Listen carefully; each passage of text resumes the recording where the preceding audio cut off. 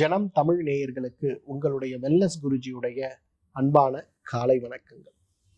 நம்மை சுற்றி இருக்கக்கூடிய எவ்வளவோ தாவரங்கள் நம் உடலுக்கு தேவையான ஊட்டச்சத்துக்களையும் நம் உடலில் ஏற்படுகின்ற வியாதிகளை நீக்கக்கூடிய மருத்துவ குணங்களையும் கொண்டிருந்தாலும் அதை பற்றி முழுமையான ஆராய்ச்சியும் அறிவுத்தன்மையும் இல்லாமல் நமக்கு போனதாலோ என்னவோ இன்றைக்கு அந்த வகையான தாவரங்களிலிருந்து கிடைக்கக்கூடிய பழங்களை மட்டுமே நாம் சாப்பிட்டு கொண்டிருக்கிறோமே தவிர மற்ற விஷயங்களை பற்றி நாம் புரிந்து கொள்ளாமல் அறியாமல் இருந்ததாலோ என்னவோ நிறைய வகையான நோய்களால் நாம் அவதிப்பட்டு கொண்டிருக்கிறோம் அப்படிங்கிறது என்னுடைய ஒரு கருத்து. உதாரணத்திற்கு இன்றைக்கு பலாமரத்தை பற்றி பார்ப்போம். பழங்களிலேயே மரத்தில் காய்க்கக்கூடிய பழங்களிலேயே மிகப்பெரிய பழம் அப்படின்றது பலாமரத்திலிருந்து தான் நமக்கு கிடைக்கிறத பார்க்கணும். பலாமரத்துடைய வேர், அதோடைய மரப்பட்டை, அதிலிருந்து கிடைக்கக்கூடிய பால், அந்த இலைகள் அனைத்துமே இன்றைக்கு மருந்துக்கு பயன்படும் அப்படிங்கிறது ஒரு அழகான ஒரு தகவல். பலாப்பழத்துடைய மிக முக்கியமான ஒரு குணமே நிறைய நார்ச்சத்து இருக்கக்கூடிய ஒரு உணவாக இருக்கிறதுனால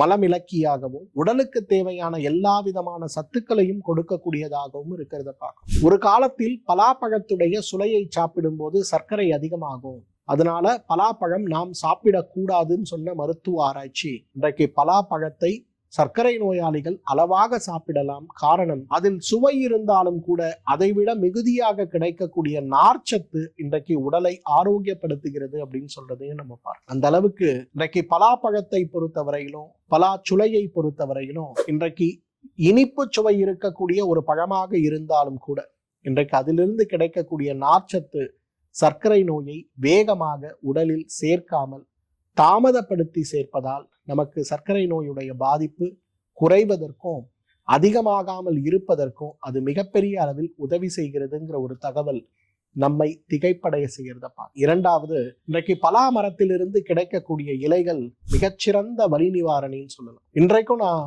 கேரளாவில் நிறைய இடங்கள்ல பார்த்திருக்கேன். உடல் வலி அதிகமாகுவதற்கான, வாதம் குறைவதற்கான சிகிச்சையில் இருப்பவர்களுக்கு அந்த எண்ணெய் குளியல் சார்ந்த சிகிச்சை கொடுத்த பிறகு பலா இலைகளை தண்ணீரில் இட்டு நன்றாக கொதிக்க வைத்து எடுக்கக்கூடிய அந்த நீரில் அவர்களை குளிக்க சொல்வதை வழக்கமாக வைத்திருக்கிறத நான் பார்க்கிறேன். நாகர்கோவில் கன்னியாகுமரி பகுதி போகும்போது வீட்டில் பொதுவாகவே நன்கு பழுத்து கீழே விழுகின்ற பலா இலைகளை எடுத்து நறுக்கி தண்ணீரில் இட்டு கொதிக்க வைத்து சூடாக அந்த தண்ணீரில் குளிக்கின்ற ஒரு வழக்கத்தையும் ஒரு பழக்கமாக வைத்திருக்கக்கூடிய நிறைய பேரை நான் பார்த்திருக்கேன்.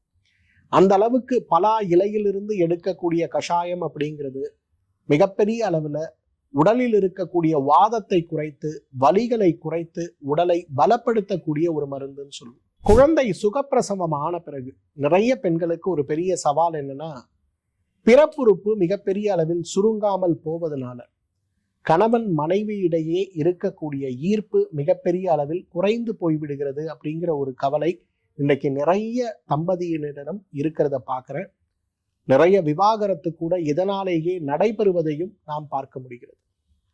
அந்த மாதிரி குழந்தை பிறந்த பிறகு இயற்கையாக பிறப்புறுப்பு சுருங்கி தானாக அதோடைய இயல்பு நிலைக்கு வரவில்லை அப்படின்னா பலா இலைகள், குறிப்பாக மஞ்சளாக பழுத்து தொங்கக்கூடிய பலா இலைகளை எடுத்து நறுக்கி ஒரு 20 லிட்டர் தண்ணீர்ல போட்டு நன்றாக கொதிக்க வைத்து அதை 5 லிட்டராக குறைத்து அந்த நீர்ல ஒரு டப்புல உட்கார்ந்து ஒரு 6 பாத் எடுக்கிற மாதிரி பிறப்புறுப்பு முழுமையாக அதில் நினைகின்ற மாதிரி உட்கார்ந்தாலே ஒரு மண்டலம் 48 நாட்கள் அந்த மாதிரி உட்கார்ந்தாலே பிறப்புறுப்பு இயல்பான நிலைக்கு வரதையும் கணவன் மனைவிக்கு இடையே இருக்கக்கூடிய ஈர்ப்பு, தாம்பத்தியத்தில் இருக்கக்கூடிய ஈர்ப்பு இயற்கையாகவே அதிகமாகிறதையும் நம்ம பார்க்க முடியும். பலா இலையிலிருந்து எடுக்கக்கூடிய கஷாயம் வாய்ப்புண்களை ஆற்றுவதற்கும் உணவு குழல் எரிவு சார்ந்த சிரமங்களை குறைப்பதற்கும் வயிறு உப்புசம் சார்ந்த வயிற்றில் ஏற்படுகின்ற அதிகமான அமிலச்சுரப்பு சார்ந்த சிரமங்களை மாற்றுவதற்கும் இயற்கை கொடுத்திருக்கின்ற மிகச்சிறந்த அருமருந்துன்னு சொல்லலாம். அந்த வகையில வயிற்றுக்குள் அவை செல்லும் போது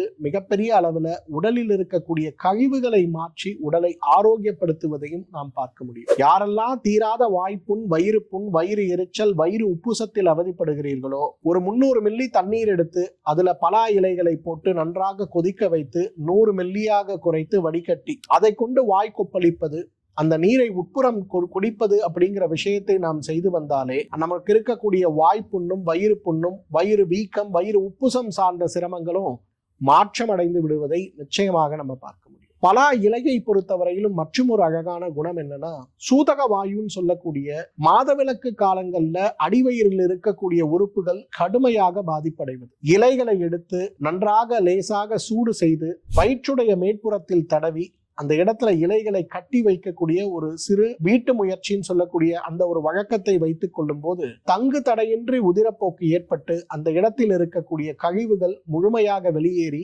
கருப்பை பலமடைகிறத நம்ம பார்க்க முடியும். இது ரொம்ப பெரிய அளவுல நம்ம ஆரோக்கியத்தை மேம்படுத்தக்கூடியது அப்படின்னு நம்ம சொல்லலாம். அதே போல பலா இலையிலிருந்து எடுக்கக்கூடிய அந்த ஒரு கஷாயத்தை வெளிப்புறமாக எப்படி பயன்படுத்துறோமோ குளிப்பதற்கு, அதே போல ஆசனவாயில் ஏற்படுகின்ற அரிப்புகளுக்கும் ஆசனவாயில் ஏற்படுகின்ற வீக்கம்னு சொல்லக்கூடிய ஆனல் ஃபிஷர் சார்ந்த சிரமங்களுக்கும் பிறப்புறுப்பில் ஏற்படுகின்ற அரிப்புகளுக்கும் அதிக சர்க்கரையின் காரணமாக பிறப்புறுப்பில் ஏற்படுகின்ற தேவையற்ற திரவ கசிவு சார்ந்த சிரமங்களுக்கும் அந்த எண்ணெயை அந்த கஷாயத்தை கொண்டு நம்ம கழுவுதல் அப்படின்னு சொல்லக்கூடிய வூண்டு வாஷிங் பண்ற மாதிரி நம்ம செஞ்சோம்னாலே அரிப்புகளும் எரிச்சல்களும் வலிகளும் மிகப்பெரிய அளவில் குறைவதை பார்க்கலாம். பலாமரத்திலிருந்து கிடைக்கக்கூடிய பால் இன்றைக்கு மிகப்பெரிய அளவில் ஒரு கிருமி நாசினிங்கிறது உறுதி செய்யப்பட்டிருக்கிறது. இன்றைக்கு நம்ம எல்லாருக்கும் இருக்கக்கூடிய மிகப்பெரிய ஒரு சேலஞ்ச் என்னன்னா, இன்றைக்கு நம்ம பொதுவாக பயன்படுத்தக்கூடிய ஆன்டிபயோட்டிக்ஸ் மருந்துகள் மிக அதிகமான ஒரு எக்ஸ்போஷர் நம்ம எல்லாரும் ஆகி இருக்கிறதுனால நமக்கு இப்போ புதுசாக வரக்கூடிய ஆன்டிபயோட்டிக்ஸ் மருந்துகள் அந்த உயிரணுக்கள்னு சொல்லக்கூடிய கிருமிகள்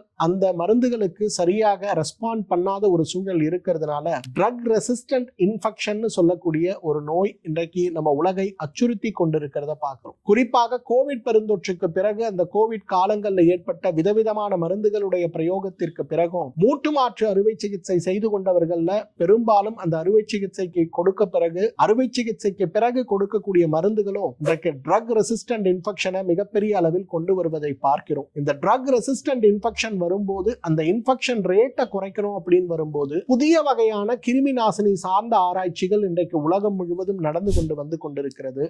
அதுல பலாமரத்திலிருந்து கிடைக்கக்கூடிய பால் ஒரு மிகப்பெரிய மருந்தாக இருக்கிறது அப்படிங்கிற ஒரு ஆரம்ப கட்ட ஆராய்ச்சி நமக்கு மகிழ்ச்சியூட்டுவதாக இருக்கிறது. ஏன்னா நம்ம ஒரு 40-50 வயதில் இருப்பவர்கள் இன்றைக்கு ஆன்டிபயோட்டிக் ரெசிஸ்டன்ஸ் அடைவதை விட இன்றைக்கு 5 வயது 10 வயது குழந்தைகள் ஆன்டிபயோட்டிக் ரெசிஸ்டன்ஸ் அடையிறதை நம்ம பார்க்கிறோம். இதை மாற்ற வேண்டும் அப்படின்னு வரும்போது நிச்சயமாக இந்த பலாமரத்திலிருந்து எடுக்கக்கூடிய பால் மிகப்பெரிய பயனுள்ளதாக இருக்குங்கிறதுல எந்த விதமான சந்தேகமும் இல்லை. இந்த பலாமரம் அப்படிங்கிறது இயற்கை நமக்கு கொடுத்திருக்கின்ற மிகப்பெரிய அருமருந்து. பலாப்பழம் என்ன சுவையான பழமாக இருந்தாலும் அளவாக சாப்பிடும் போது சிரமம் இருக்காது.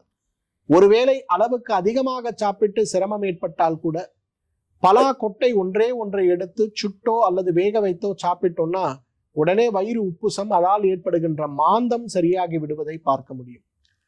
பலாப்பழத்தை அளவாகவும் பலா இலைகளை வெளிப்புற பிரயோகமாகவும் பலாவிலிருந்து கிடைக்கக்கூடிய நல்ல மருத்துவ குணம் கொண்ட மருந்துகளை மருத்துவ ஆலோசனையோடும் தொடர்ந்து பயன்படுத்துகின்ற ஒரு வழக்கத்தை வைத்துக் கொண்டாலே நம்மாலும் ஆயுள் முழுவதும் ஆரோக்கியமாக வாழ்ந்திட முடியும். மீண்டும் மற்றொரு ஆரோக்கிய குறிப்போடு உங்களை சந்திக்கிறேன். அதுவரை உங்களிடமிருந்து விடைபெறுவது உங்களுடைய வெல்னஸ் குருஜி. நன்றி, வணக்கம்.